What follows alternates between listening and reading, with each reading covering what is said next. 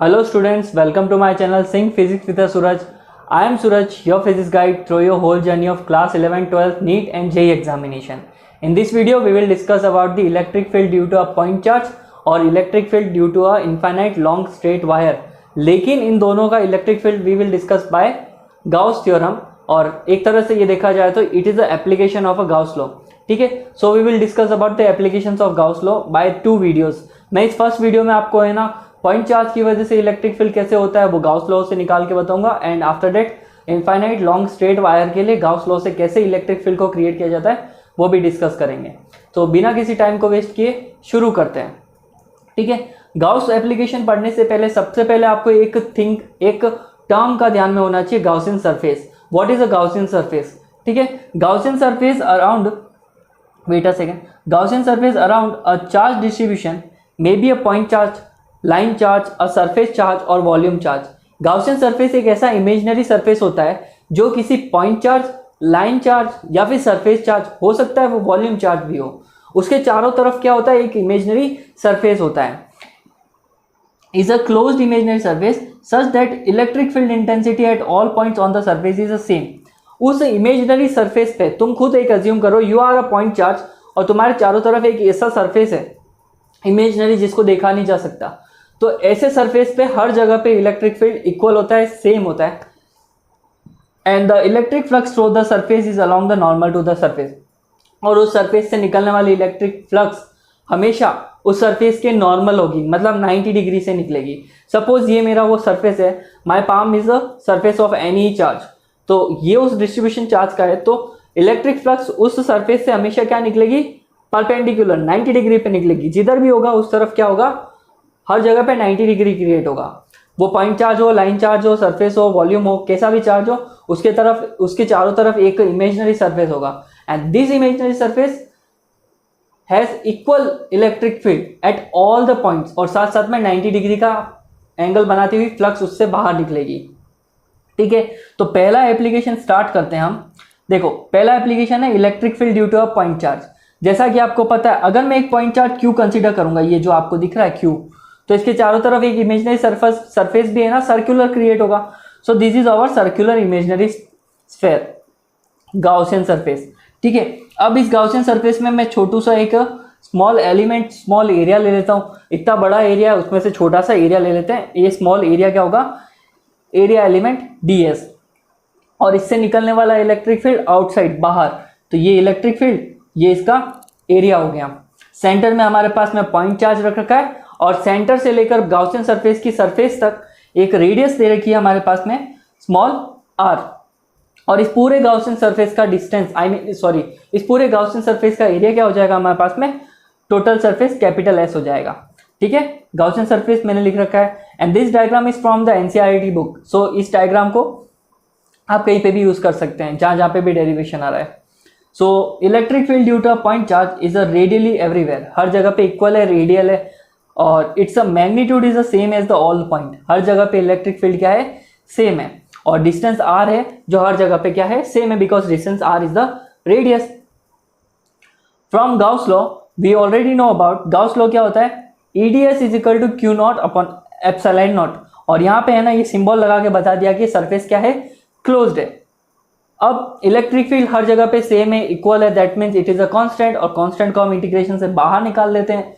Constant बाहर आ गया तो हमारे को मिलेगा integration of ds which is equal to q upon epsilon naught, right. अब छोटा सा एरिया है, ds है, जब तुम इसका इंटीग्रेशन करोगे then you will get the total area, और टोटल एरिया स्फीयर का क्या होता है, 4 पाई r स्क्वायर। स्फीयर का टोटल एरिया होता है 4 पाई r स्क्वायर। ठीक है, 4 पाई r स्क्वायर, तो इसका इंटीग्रेशन करा तो यहाँ पे क्या आ गया, 4 pi r square. Electric field ऐसा कैसा मल्टीप्लाई में रह गया और q अपन एप्सिलॉन नॉट ही आ गया। So q 4 pi r square को हमने क्रॉस मल्टीप्लाई करके डिनोमिनेटर में भेज दिया, तो we get is equal to q upon 4 pi epsilon naught r square. So this is our formula for the electric field due to a point charge by Gaussian theorem.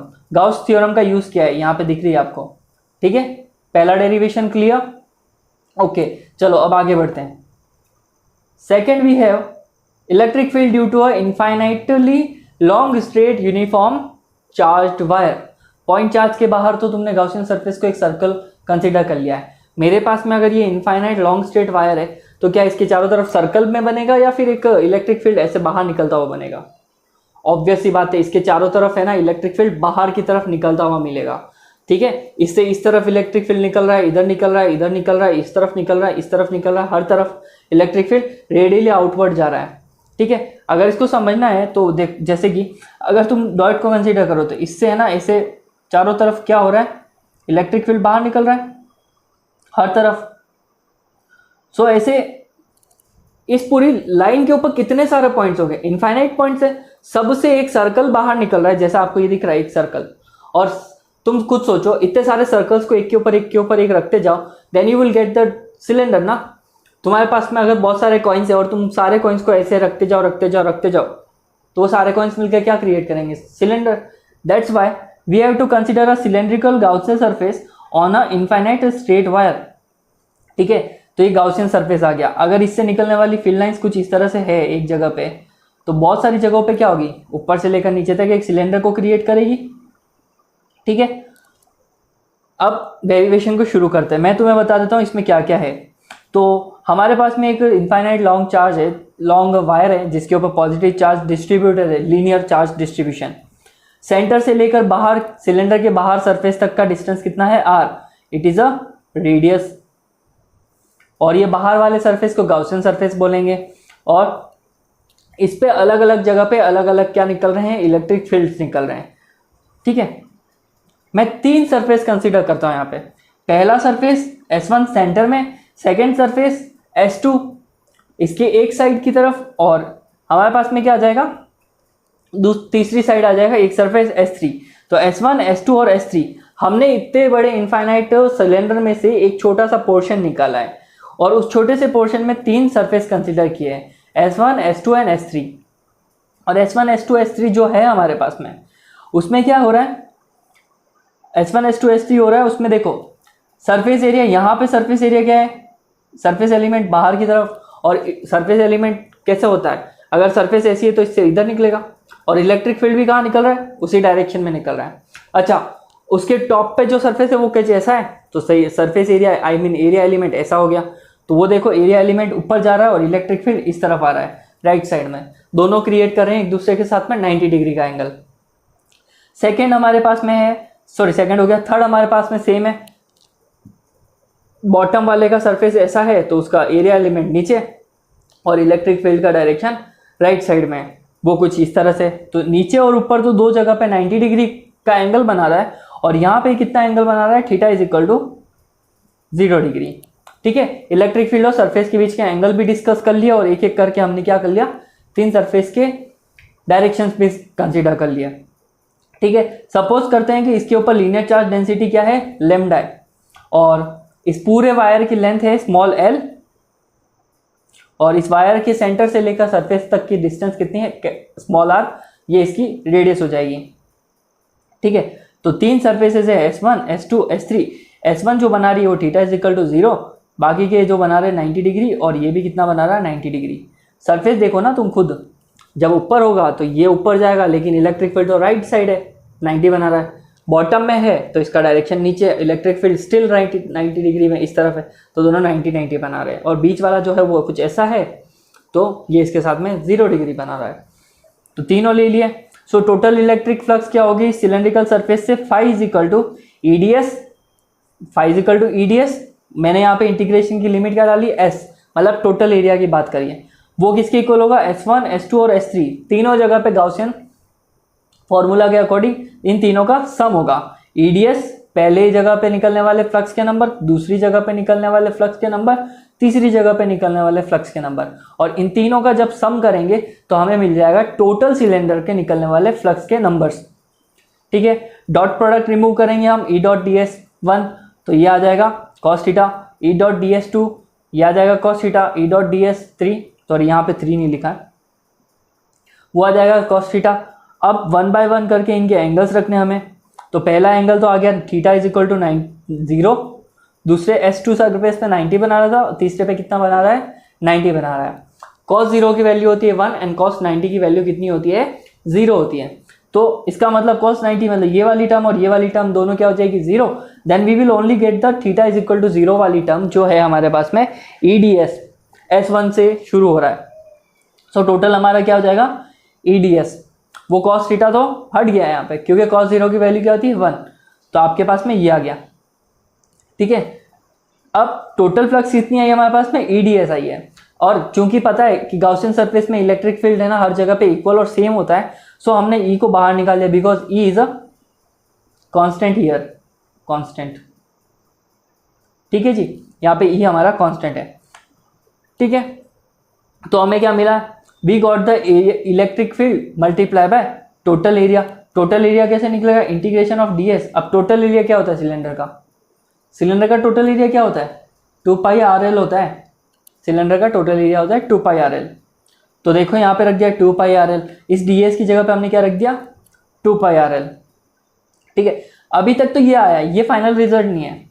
फिर we know that phi is equal to क्या था Q upon epsilon not by the flux definition. Flux is the charge by the Gauss theorem, है ना, flux की definition Gauss की theorem जो भी बोलो आप, phi is equal to Q upon epsilon not आपको मिलेगा। अब Q अपॉन एप्सिलॉन नॉट है, बट आप जानते हो linear charge density lambda is equal to charge per unit length होता है, तो इसको अगर मैं क्रॉस मल्टीप्लाई करूंगा तो Q is equal to lambda into L मिल जाएगा आपको यहाँ पे।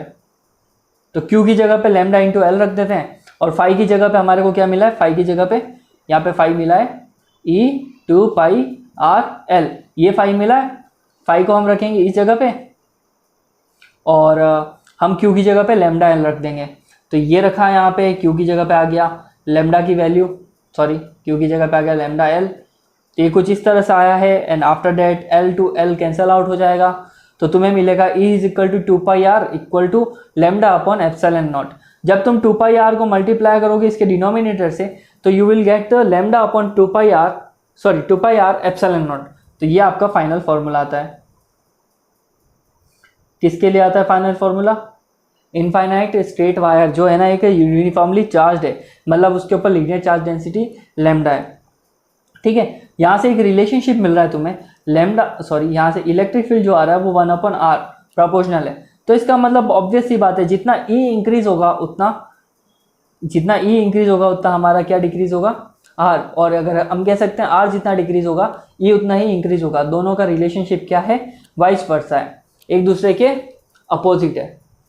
ठीक है, आज की इसी वीडियो में इतना ही। मैं नेक्स्ट वीडियो में तुम्हारे लेके आऊँगा गाउसियन सरफेस के बाकी के बचे हुए एप्लीकेशंस। ठीक है, और वीडियो देखिए, पसंद आई है तो प्लीज़ लाइक कीजिए, शेयर कीजिए, कमेंट कीजिए और चैनल को सब्सक्राइब कर लीजिए, and share with your friends who are preparing for IIT JEE and NEET, उनको भी बताइए। और डिजिटल नोट्स डाउनलोड कीजिए यहाँ से, इसको स्कैन करके आप चाहे तो वीडियो पॉज करके आप इसको स्कैन कर लीजिए और टेलीग्राम चैनल पर जाइए, वहाँ से नोट्स डाउनलोड कीजिए। ठीक है, एंड सपोर्ट कीजिए हमें चैनल को आगे बढ़ाने के लिए, ग्रोथ के लिए, सो दैट आपके लिए ऐसे कंटेंट आते ही रहें। ठीक है जी, इंस्टाग्राम पे मेरा हैंडल है, वहाँ से आप मुझसे DMs में पहुँच के कुछ भी डाउट्स और क्वेरीज पूछ सकते हैं। चलो मिलते हैं नेक्स्ट वीडियो में। Okay, bye bye, take care.